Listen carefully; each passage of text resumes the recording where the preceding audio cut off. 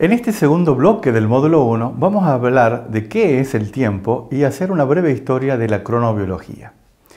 Así como el hombre actual se encuentra realmente atraído por el concepto de tiempo, no se puede soslayar a los hombres de la antigüedad, quienes tuvieron conciencia real de la sucesión del tiempo, de la secuencia de los acontecimientos, la duración de la vida, la llegada de las estaciones, los cambios que ocurren en la misma, durante el invierno, acortándose los días y la iluminación, y prolongándose las noches, durante el verano, prolongándose los días y la mayor iluminación.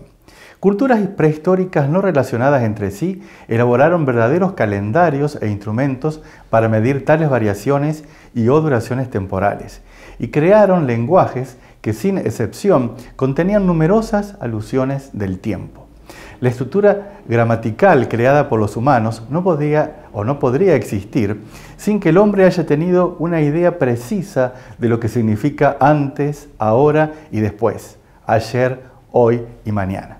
Y efectivamente, como les contaba, desde la edad de piedra a la actualidad, el hombre ha construido monumentos colosales relacionados al tiempo y a los relojes, algunos de ellos conocidos como el Stonehenge en las cercanías de Londres, como así también monumentos emblemáticos de las civilizaciones más antiguas que construyeron verdaderos relojes astronómicos, tales como en el Egipto faraónico o en la América precolombina, que informaban con precisión importantes cambios temporales, estacionales, etc. La revolución tecnológica actual ha reducido significativamente las dimensiones espaciales y las distancias. Y hoy nos podemos comunicar de un lado al otro del planeta, pero sin embargo no ha hecho algo similar con el tiempo. Efectivamente, los sistemas modernos de comunicación nos permiten enviar mensajes o hablar de un lado a otro del planeta, pero los usos horarios cuentan y son significativamente distintos de un sitio a otro. Pero no solo el hombre, sino también animales, plantas y hasta algunos microorganismos, tales como las cianobacterias, miden con precisión el paso del tiempo de forma o de manera interna y extremadamente precisa, un tiempo biológico. Asimismo, la conciencia del tiempo nos permite recordar el pasado o proyectar a futuro, y puede ser una característica única del hombre respecto al resto de los seres vivos, resultando una particularidad humana tan característica como la conciencia en sí misma.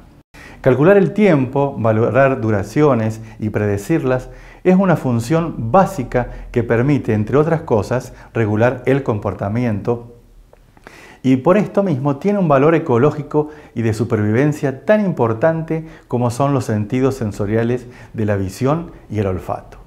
Ahora, ¿cuál sería la ventaja adaptativa de conocer y de poder predecir, anticiparse y estimar el tiempo biológico? ¿Por qué puede ser importante entonces el tiempo en la vida de un hombre?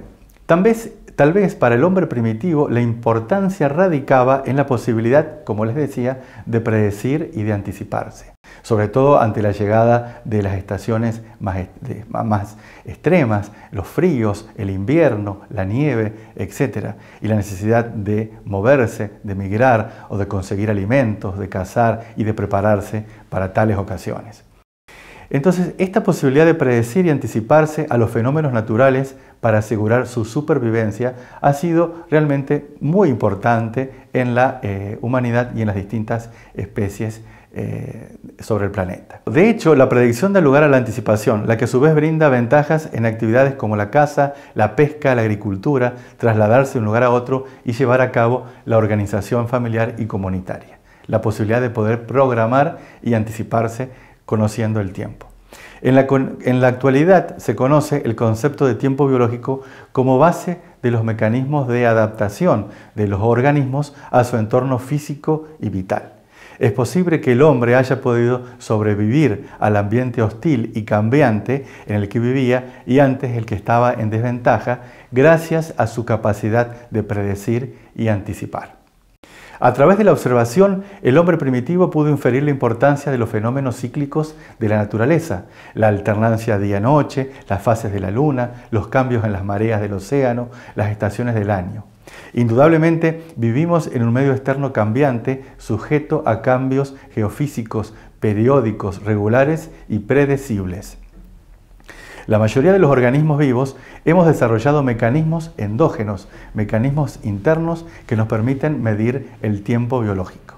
¿Para qué? ¿Por qué? Son algunas de las preguntas.